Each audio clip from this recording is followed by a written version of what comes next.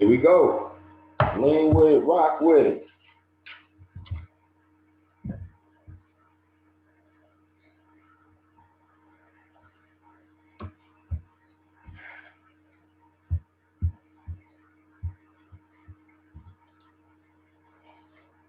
All right, y'all. We're gonna talk to Erin Summers, play-by-play broadcaster.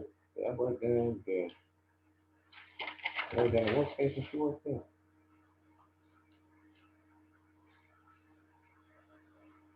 I did. Nah.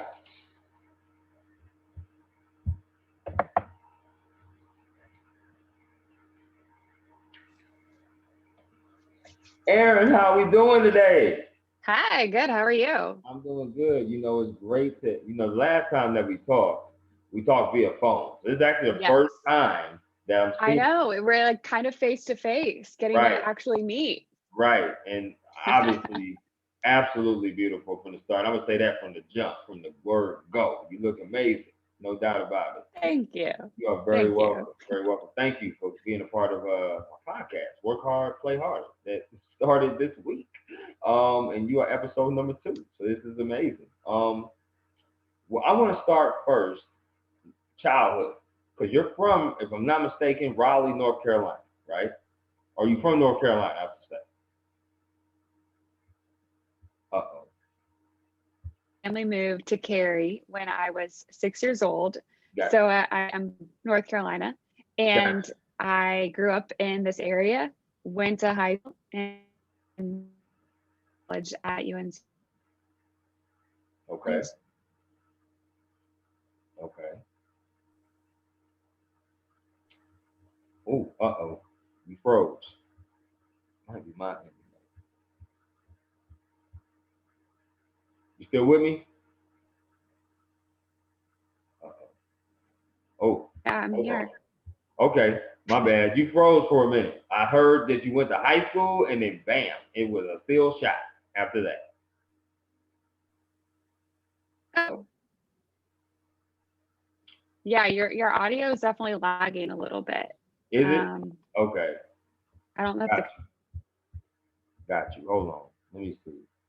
Make sure I'm connected to the right Wi-Fi. Okay, we are. We good. It says everything's good on this end. Uh, okay. Can you see me now? Can you hear me now? Am I okay. still? Oh man. Oh, This. geez. Oh, Okay. geez. Okay. Here we go. All right. Let's start again. No problem. so, so this is the first time, obviously, me seeing you. And obviously, for those of you that don't know, Erin is a play-by-play broadcaster. She has done multiple sports. She has had multiple jobs. She's obviously a veteran in the game, very talented in this industry. A graduate of University of Chapel Hill, North Carolina, and also a resident of pretty much North Carolina, a native of North Carolina, pretty much. So, my first question is talk about your childhood growing up in North Carolina and kind of connected to how you became entrenched in wanting to be in sports media. Absolutely. I'm so happy to be here and be a guest on the show. Thank I am basically from North Carolina. My family moved here from the West Coast when I was 6 years old. So I am now lived here the vast majority of my life and grew up in Cary, North Carolina. My family just always really loved sports. Kind of you. Yeah. my father, he has 3 brothers. All of them played different sports. Most of them played football. My dad went to Berkeley and played football. 2 of my uncles went to Stanford and played. Wow. So just very ingrained in me from the very beginning. And luckily, my mom loves sports as well. So it's just kind of something we did as a family. We're watching games. And I don't know what happened, but I didn't get the gene from my dad. I am not that Right. athletic. Right. So I did the next best thing, and that is cover sports. That's what I went to school for, studied journalism at UNC, kind of knew from a early age that I wasn't going to be able to pursue actually playing at the collegiate level. So I decided to go and kind of try to get in at the career that I wanted and really focused on that in school and then kind of been doing a bunch of different things to make it happen since. Yes, you have. And when you say a bunch of different things, you've been on the grind. Just a perfect example of anybody that wants to kind of follow in your footsteps, follow your, maybe not your journey per se, but follow the journey of being into the sports media industry. They definitely need to check you out because you've been on the grind for real. I commend you on that for sure. Thank you. You are very welcome. You spoke about North Carolina. So you went there from 2004, I believe, to 2008. You was a graduate. Mm-hmm. And so at that time, you had basketball players like Sean May, you had Raymond Felton, Marvin Williams also there. You also had Tyler Hansborough come on. They won a national championship in '05. Can you talk about possibly any experiences that you had with the basketball team and how crazy it was at that time that you went to North Carolina? It was such an incredible time. When I first went to school there, I was kind of throwing around going into either acting or journalism. So I ended up double majoring in dramatic arts and journalism. And when I first went to school, I wasn't necessarily sure that I wanted to stay at UNC. I thought maybe I would transfer to someplace like NYU, which I did not get into out of high school. So I thought I would just go to a good skate school and Right. try to figure it out. But obviously, my first year there, 2004 to 2005, we won a national championship in basketball. It was an incredible experience being on campus for that. Just the energy, going to the games. I was hooked. That was when I realized, sports, that's going to be what it is for me. And it was just fun. I mean, you see the guys walking around campus, you have them in your classes, and they're just, normal, everyday college students. And then you go and see them just super talented, Right. to see what they were able to accomplish. And it was just really fun seeing that in the first year there. And then obviously the success kind of continued. So it was a fun run while I was a student there. Yeah, absolutely. I'm a UNC Tar Heel basketball fan. I love the Tar Heels, and that's probably come from my dad, him being a Jordan fan, and him talking about those old school Tar Heel teams as well. So that's awesome. That really is. I want to ask you some of your favorite things that you like to do. So these are some favorite type questions. Okay. Favorite food, movies, and music of Erin. See, this is where I get tripped up because I like movies and music, but I don't really have the time to dive into it. I'm not somebody that is looking for the next best artist or movie or anything like that. I kind of just listen to whatever's on the radio, as horrible as that is sometimes, all the top 40 stuff, or maybe it's country during the summer. Okay. So I'm kind of take it or leave it as far as favorites in that category. Okay. Movies, I always love a good sports movie. Love and Basketball is a classic. I mean, I don't think that you can really beat that one. That was one of my favorites growing up. No, you cannot. Yeah. Sure.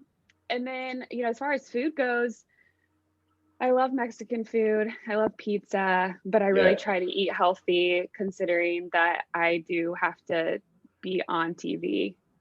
If I lived off of a diet of pizza and Mexican food, things would be very different. I understand.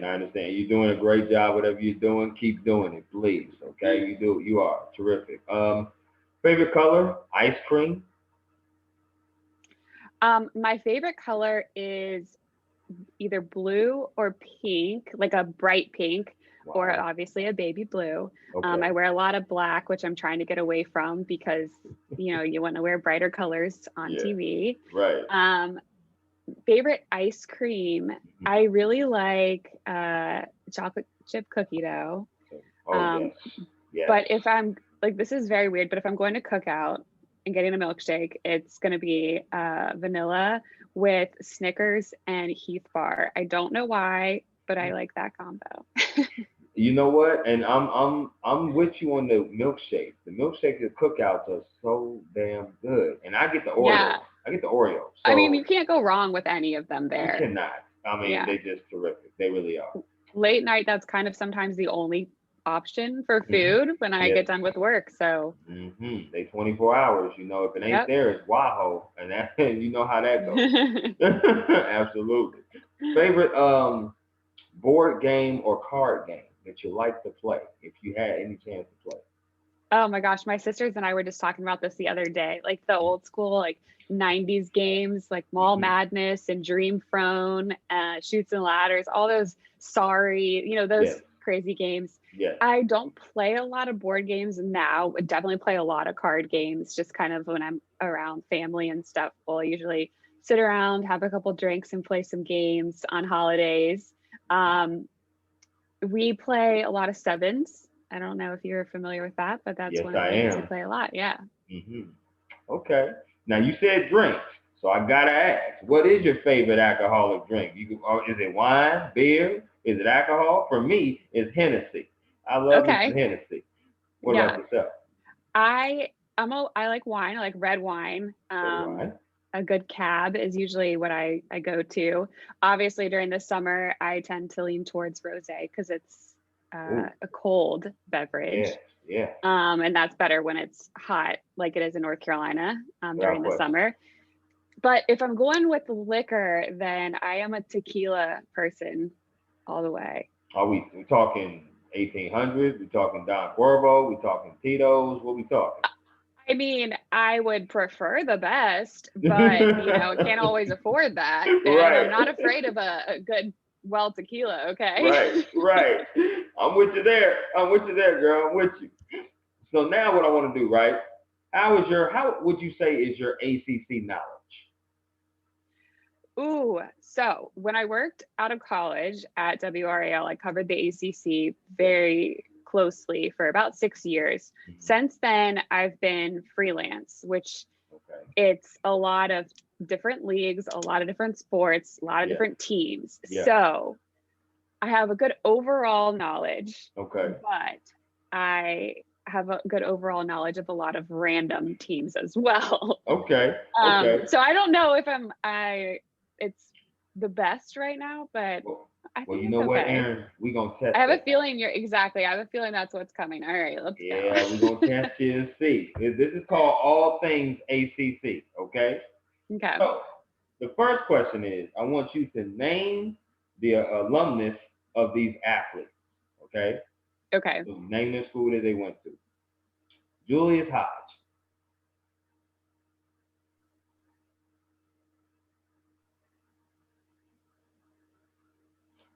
Oh, I'm sorry. Did you say something? Yeah, NC State. Oh, correct. Yes. Chris Okay. Paul. Chris Paul. Wake Forest. Okay. Cherokee Parks. Oh my gosh, I was just talking about him the other day. The Chief. Oh my gosh. Was it Clemson? No. Florida State? No. Where Oh, was it? same place that Christian Laettner went. He went to Duke. Oh, that's right. He went to Duke. Okay, this one should be a layup. Vince Carter. Yeah, that's Carolina. That's why I said layup. Chris Bosh. Chris Bosch. Oh, I don't know. He went to Georgia Tech. He was Oh, only there okay. 1 year. He was only there 1 year though. That's for sure. Yeah, I covered a game of Mateen his Khalid. when he Oh, I'm was in sorry. What'd you say? no, I covered him when he was playing with Miami, but yeah, I totally forgot that he played in the ACC. He did. Mateen Khalid is the last one. Okay, that one I have no idea. Well, now they're in the ACC, but at the time I don't think there was. It's Michigan State. Michigan State he went to. Michigan State's in the ACC, I believe, right? No. They're They're in the not. Big Ten. I Yeah, thought. Oh, okay. Well then, sorry about that one. That's my fault. But no problem. okay, that's my fault. However, let me get to the next question. The next question is Duke basketball. Okay, Hmm. has been in 9 championship games since 1986. Name the years. All of them. Oof. Well, 2000. Oh gosh. 2005? No, No, no, no. No, that was North Carolina's. Carolina But won that one. they played right after them in, it was the 2010. That's one. 2010. Yep. Because Carolina won in 2009, and I know they played in 2010. Right. They beat And Gordon then, Hayward and Butler, I believe. yes, they did. Yep. And then 2015. They beat Wisconsin. Frank Kaminsky. I was there for that game because I Wow. covered them for that run. Okay. So those are the two most recent last ones. Right. So before that, I don't remember. Okay. I'll give you a few hints. How about that? Okay. Okay. So the first year, I said it already. I said since. Oh, I don't even remember what you said 5 minutes ago. Jeez. So Jay Billis was on that team in '86. That was the first year. Okay. All right. The next 3 years, Leitner was on the team. Oh man. One of the years, the first year that because they went 3 years in a row. So the first year was when they lost by the widest margin to the Running Rebels. What year was that? I don't know. I'll give it to you. It was 1990, 1991, and then 92. 92. Okay. Yes. Okay. Great. Also, Grant Hill's last year, they went to the championship game, which was 94. They lost to UConn this year to Rip Hamilton and UConn in 99. Then they had the super stacked team, probably the best Duke team of all time, with Battier, Williams, Brand, Dunleavy. They won in 01. Those are the other years. Yeah. Okay. Those are the other years. Okay. This is the last question for that. Johnny Manziel played his last football game against this ACC team. Clemson? No. Ugh, it was a bowl game. I remember because I was at the game. It was here in Atlanta. It was the Chick-fil-A Bowl on New Year's Eve.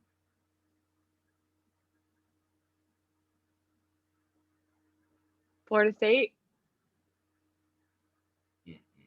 Miami. Aaron, you striking out, girl. Oh my gosh. It's Duke. It's Duke. He played against the Duke football Texas team. A&M. Yeah, that's right. Yeah. It's okay. That's all right. See, this is the problem. I have to cram so much stuff in my brain before games. Right. That I have to push other stuff out. Okay. I understand. We're gonna forgive you when you come back on the podcast. Maybe later in the summer or in the fall. We're gonna do better. We got to do better. Okay. All right. Okay? I want you to talk about this because this is an important question I normally try to ask everybody. How do you deal with tough days in the industry? Because everybody has them, and everybody deals with them differently. Obviously, being a minority in it, being a woman, there's not a lot of women in the sports media industry, which is a damn shame in my opinion. But it is what it is. How do you deal with tough days? Well, luckily, it is getting better for women in the industry. It was a lot different when I first started. Right. And, a lot of people questioned your knowledge. So at that point, I always tried to come as prepared as I could. So I didn't give people the opportunity to question me. Right. If I was prepared, I knew my information, I asked intelligent questions, then I didn't give them an opening to kind of say, oh, well, you're a woman, that's why you don't know. Right. If I didn't know, hopefully, that's just because I didn't know, but I didn't want to give them that slight and that opportunity to say it's because of my gender. So there was a lot, kind of being in early locker rooms, even dealing with high school coaches here in the South, kind of old school coaches, not really understanding why women were around the sport. And then coaches, unfortunately, at times don't treat you the same as your colleagues.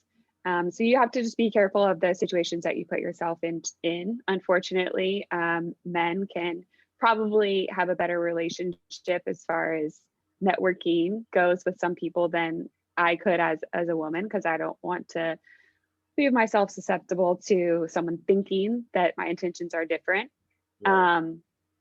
So yeah, those are some tough challenges, unfair that, we have to think that way and protect ourselves as females.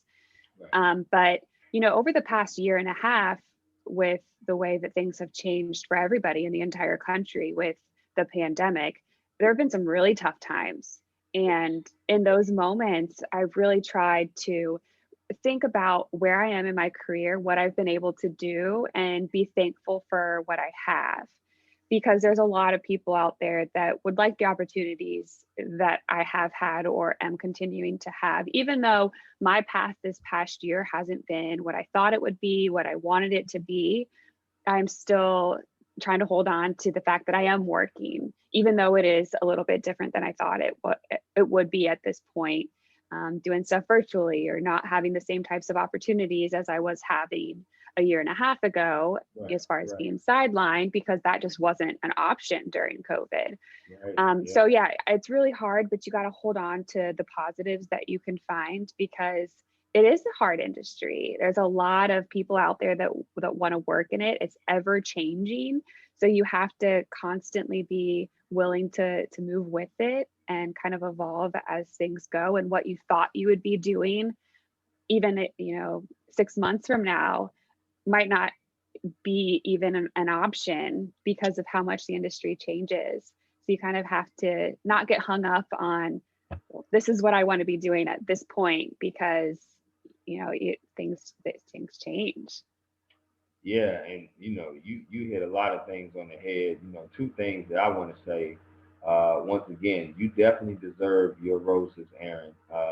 Obviously, you're going to do great things in the future. We know that you're going to do great things continuing your career, but it's not easy to do what you do. You do a lot of different things, from report to Hmm. host, reporter, play-by-play, broadcaster, and what we're about to get into is you have your own podcast show where ACC stars where they are now. So my thing is definitely to give you your roses, because to me you're an inspiration to me. Because I see somebody going that hard, I just want to go as hard as them. I want to be able to just be smiling like you smile, doing things you do. Yeah, maybe you didn't go the pathway that you went, but it's just a damn blessing to wake up and say, I do what I love to do, right? Hmm. So when I take that, a lot of people, that I'm sure a lot of people request to talk to you, and they should. If they're not right now, they better start because you are definitely somebody who needs to talk to them. Up and coming people need to know that this is a hard industry, like you said. This is unfair practices at times, like you said. You gotta have tough skin like that, like you said.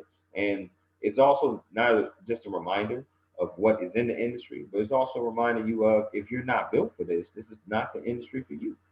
And it's just like that. So I Yeah. love what you said. I love that a lot. Like I said, I digress because I want to talk about your podcast. As recently you had Derek Wittenberg on, which, people, if you haven't seen Survive in Advance, the 30 for 30, it's one of the best Hmm. 30 for 30s ever made, period. Top three of mine for sure.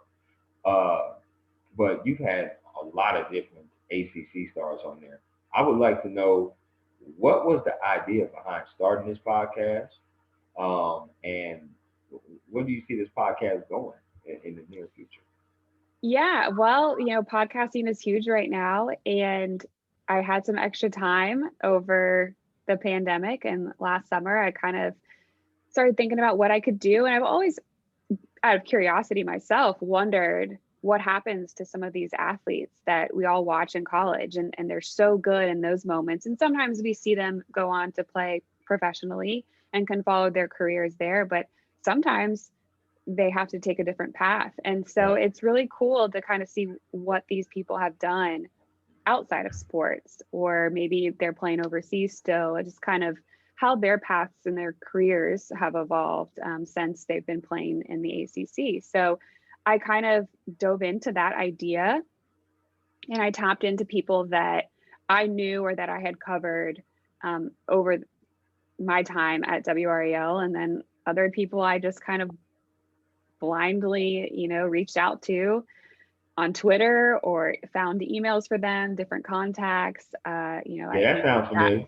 Yeah, I interviewed Thad Lewis with the Bucks, Yeah. and just emailed their communications staff there, and he was more than willing to do that. So, there's a lot of people that I have never heard back from, but you just kind of keep at it, because it's been really cool to hear what these people are doing. And a lot of guys are doing a lot of really neat stuff Right. outside of the game, Right. and I think that's been fun to catch up on as well. And yeah, I don't know where it's going to go, but I've gotten good feedback. People have said it's been interesting to listen to some of these stories, and Yes.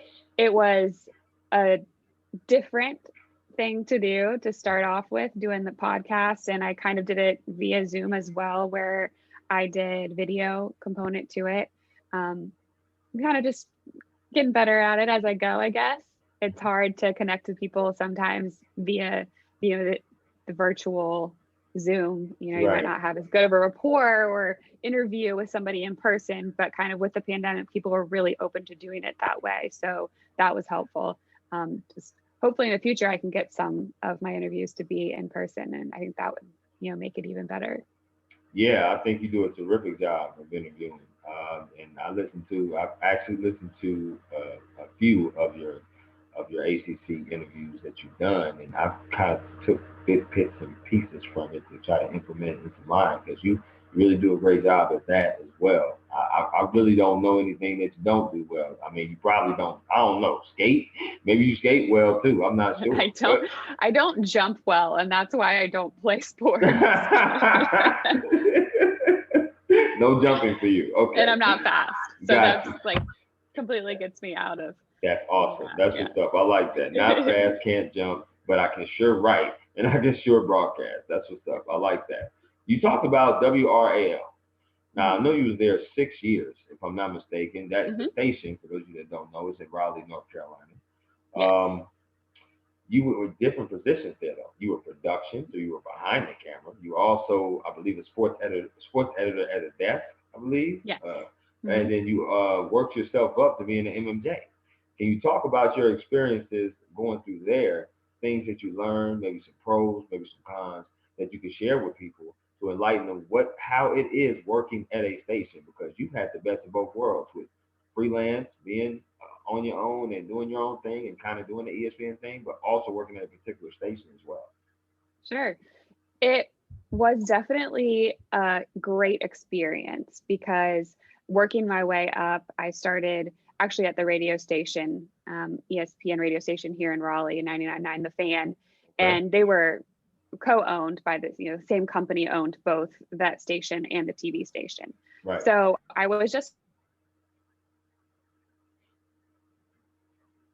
and that got my foot in the door, and I would always knock on the studio doors and try to talk to the guys that were actually on air doing sports there, and try to sit in on some of the sports radio shows, learn a little bit about producing. And then I reached out to people at the TV station as well, since it was under the same ownership umbrella, and ended up moving over to the TV side as just a production assistant.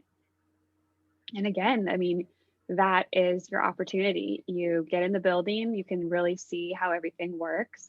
And I gained so much experience there that I still draw off of, because you see how other reporters handle their day-to-day business and what they're doing, how they approach stories under a very tight time constraint at times. And then I got to learn from a lot of photographers and learn a lot about shooting and editing. And I really loved my time there. I covered a lot of really incredible events. Like I said, the Duke's Final Four national championship run, the US Open at Pinehurst was another really fun, different event that I got to cover.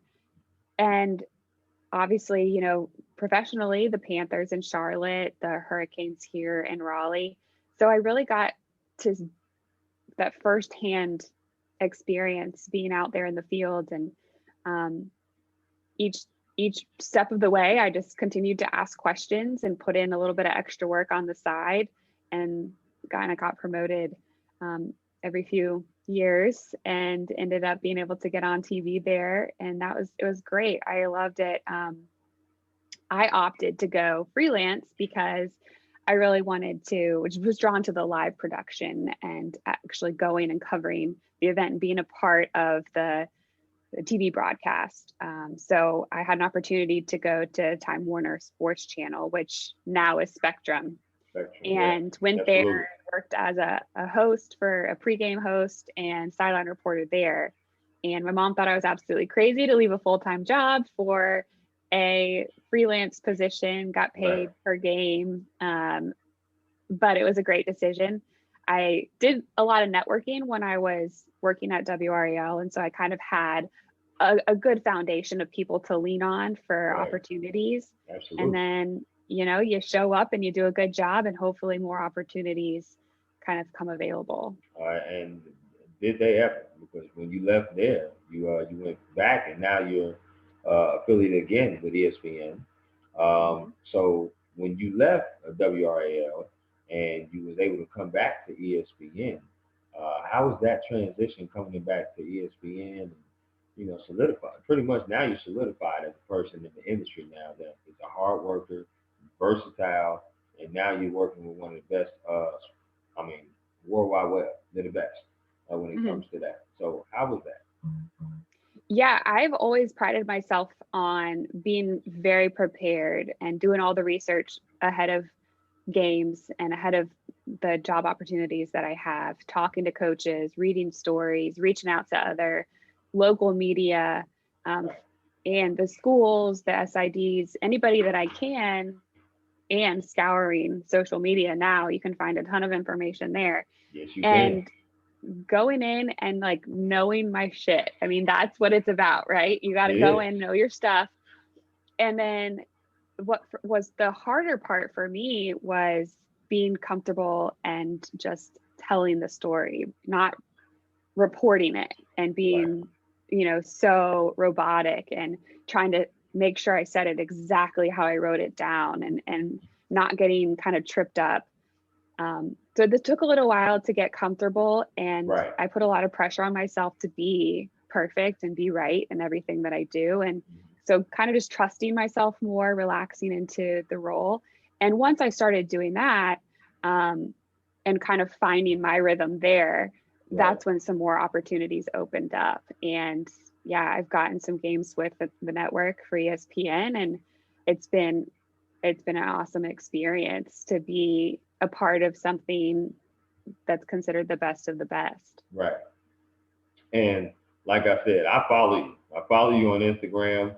I know when you are taking those still shots, those photos, and you have those notebooks out, and I know that you are doing your thing. You are like seriously locked in, preparing for the game. Like this is no joke. This is what you do, and you take your craft very seriously. You're very good at it, and like I said, anybody that wants to learn on how to grind and really be good at something needs to talk to you. Needs to listen to this. Um, the next question that I have is about a lot of people talk about being on air, especially a lot of ladies. A lot of women love to be on air, but it's just not easy to get in front of a camera and speak with a microphone. Mm-hmm. They have to take a lot more preparation to that. What would you say to those particular ladies, but also men who want to be on air? What goes into being on air fully prepared to do the job? Yeah, so kind of goes back to what I was saying about, doing the preparation to be familiar with the information that you're trying to convey. Um, and then just tons of repetitions, because even now, I step on my first hit on air every game, your heart goes a little bit faster. Yeah, Um, it's it's just this energy around it. And so the more comfortable you are, the more opportunities that you get to kind of go through the motions, the easier that it will get. And you can practice, as easy as taking your phone and shooting yourself saying your stories or saying what you're trying to get across, and right, then watching it back and seeing your mannerisms and seeing your delivery and listening to how it's actually coming across. It's right, the hardest thing to do, but right, you should go back and watch yourself. I cringe sometimes, even still, about how I delivered something or how my voice sounds, even, but it's right. really helpful to get more secure in yourself and what you're doing. No, I really like that, and I'm glad you said that because I wanted to ask that because, like I said, a lot of people love to be on air. Me myself, I'm a person that I want to be on there too, but I love the writing aspect more and the interviewing Hmm. aspect more. I love this. Talking to people like yourself is awesome for me, for sure. Your thoughts on Roy Williams retiring, coaching from college basketball? You know, that was recent, and obviously Roy Williams, those you don't know, he coached University of North Carolina, Chapel Hill Hmm. basketball team, and he decided to step down. Now they've selected Hubert Davis to supersede him. What do you think about not only the coaching hire, but Roy Williams stepping down as an alum or as an alumni, I should say? Yeah, the climate is changing so much in basketball. There's a lot more one and dones. It's a lot more about winning now. There's less development at the college level than there has been in the past. Um, Obviously, with the option to leave and go to another school and play immediately, and that lingering as a rule that's going to stay in place makes it harder on coaches. And I think he saw a lot of things that he really enjoyed about being a head coach starting to change. And he's had a lot of success. He's obviously loves the University of North Carolina Yeah, and spent a lot of time there. And the last few years have been difficult for him because of all those changes. right, And he was just kind of ready to walk away from how it was changing, not necessarily walk away from coaching, because I think he still loves to be a coach. He still loves to develop players and develop people. right, But he saw the way things were changing, and he wasn't, I don't think as big of a fan of, of that, and right. was, I think, understood that he could put the school, the program in better hands with somebody who was willing to take on all of those changes. Yeah, Hubert Davis also an alumnus of Hmm. North Carolina as well. Hopefully, we can get that program back up and running. I mean, obviously, them and Duke had some down years this past year, but those two prestigious programs should be back up and running soon for sure. What about Kim Mulkey? You know, Kim Mulkey leaving Baylor to go to LSU. What do you think about that move? Hey, she's going home, right? I think that a lot of people don't understand how important that is. Even at Carolina, they talk about the family, and they really wanted somebody that understood the culture and the program and what Carolina means in the next hire. And that was why Hubert Davis was the guy for the job. And I think Mulkey's kind of established herself as a great coach. She's done great things at Baylor. And much higher can she go there? I think she wants to go home and try to bring that kind of success back to a program that means a lot to her. I like that. I really like that answer. Aaron, you gave great answer all conversation long. I love this conversation. These are what I call hot fire seat questions that I have for you. Okay. Okay, So, burgers or tacos? tacos, Tacos. Okay. Bacon or sausage? sausage, Waffles or pancakes? pancakes. Mm, okay. Margaritas or wine? Okay, see, now that's not fair because I just told you those are my two favorite things. Right. That's why I put it in there. Well, I think I really do love a good margarita. I Right. do love a good margarita, so I go with that. I just don't feel like I can drink that every night, whereas you're supposed to be able to have a glass of wine every night, right? It's good Yes, for you. you are. Yes, I love red wine. I'm a red wine drinker, that's for sure. A good cab is always good. Moscato, which is something that I can definitely afford, that's always good too, as well. So, absolutely, either one of those. I would say your top three UNC basketball players in your eyes of all time. Well, you got to go with Jordan, Okay, and then Vince Carter, just because of what he's accomplished since as well. right? Just the long run that he's had in the NBA. Yeah. And top three. What's my third one? What is your third? Um, so for media purposes, you always want a good interview. So I think that during the time that I was there covering the team, um, Marcus Page was always a great interview, Wow, yeah, always gave you a very good, thoughtful answer. So right. he was a great player for that program as well. As far as in college, he did a lot to help develop that next team that was able to go and win a Right, national championship. So right. he was a good player. And then I mean, I know I already said three, but in that regard, for what they did during their time at the school, Tyler Hansbrough was Absolutely, great. absolutely. No doubt about that. Okay, okay. Just a couple more. Um, skydiving or sailing? I've never been skydiving, but I'm open to it. I would definitely give it a shot. So You I think I should. would pick that. Yeah. You should. I've been once, and it's such a rush. I'm kind of crazy anyway, but I love just that jumping out of the plane. That was such a rush for me, for sure. Yeah. Um, okay, now this is a very, very, very serious last one. Now this one is either you like lemon pepper wings or you like barbecue wings. Which one? Oh, lemon pepper. Okay, we was about to See, not be okay. friends if you did not say that. Well, I I like barbecue. I do I too. like the I like the actual pork barbecue. Yeah. I don't really like barbecue chips or like the barbecue Okay. flavoring other than that. I don't know, it's weird. It's no, it's okay because I like tomatoes on my tacos, but no, I should say this. I like tomatoes on my tacos and spaghetti, but I don't like it on my burgers. Yeah, I've gotten to a place where I can do them on my burgers. And I don't even know why I felt like I needed to get to that place, Right, but I right. have. But I would never just sit there and eat a tomato. That's And, and gross to me. full disclosure, I have been staring at that picture right over your right shoulder for like, I keep glancing at it, Oh, like, this one? yeah, I've glanced at it like 5, 6 times.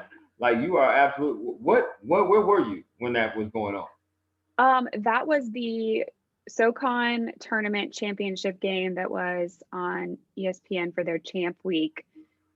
It was 2020, and that was like 3 days before everything shut down. Wow. Yeah, so Okay. that was like a huge, super fun event to go cover. And then, Right. yeah, things changed real quickly. Real drastically, yeah.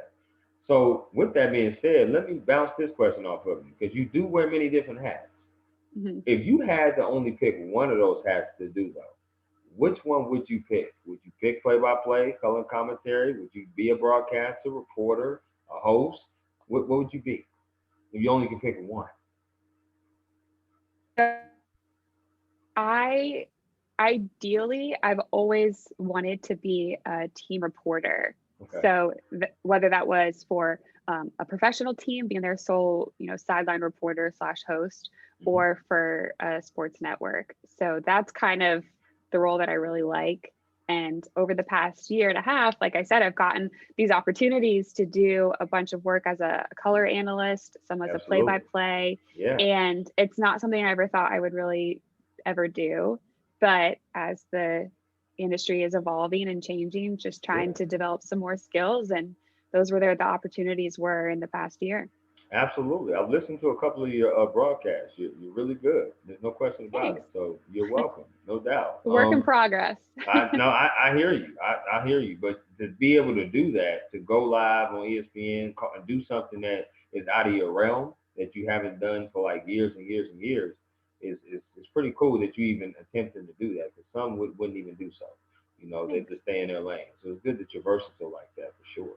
Um, I want you to recommend two people, okay? Two people that you think would be perfect to come on this podcast and talk to me.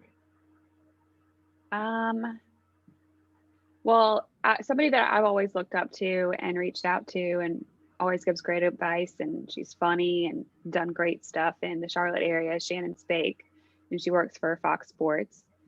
She's awesome person. And then a good friend of mine who just started working for the Knights in Las Vegas, Stormy Bonatoni, is great I as know well. Stormy. I do know Yeah. Stormy. Yes. We have talked before, absolutely, and I'm definitely going to reach out to her. She's a Las Vegas Knights reporter Yes. out there. So yes, that's awesome. What a small world. But yes, Yeah. absolutely.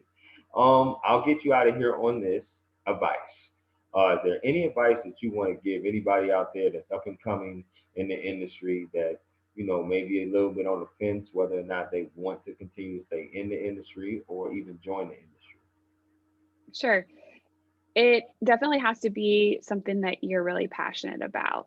It's tough. The hours are a lot, and they're very different than what most people do. It's a lot of nights and weekends. It's a lot of grinding it out in the early parts, putting in a lot more work than you're necessarily getting paid for. And you really have to be committed to this industry and wanting to um, be a reporter and tell good stories or whatever aspect of it that there is. So there's going to be tough times, but if you continue to believe in yourself and put in the work, then I am of the belief that you'll find your opportunities because you'll kind of create them as you go. That's well said. I mean, I can't say nothing. I can't say nothing else outside of that. I always do conclude though these interviews with saying, "Is there anything else that you would like to add?" But not really, I think it's really fun to talk to people that are interested in the industry and up and coming. I try to give advice when I can, even though I don't know it all. I'm still Yes, learning every day. I'm still yes, working on things every day. So don't ever be too hard on yourself because people at the very top are still trying to improve. So you don't have to get it all right the first time. Just kind of keep at it and keep working. yeah. Humble confidence, right? You want to Yeah. be confident, but you also want to be humble and teachable as well. And that's what it seems like you are. Seems like what you've been, and that's why you do what you do. Thank you so much, Aaron, for joining me Thank on the you. podcast. I really do appreciate it, and please don't be a stranger. Well, you haven't, but don't be a stranger. And have a great weekend. Thank you so much. Thank you. It was great talking to you. Always, you take care. Bye.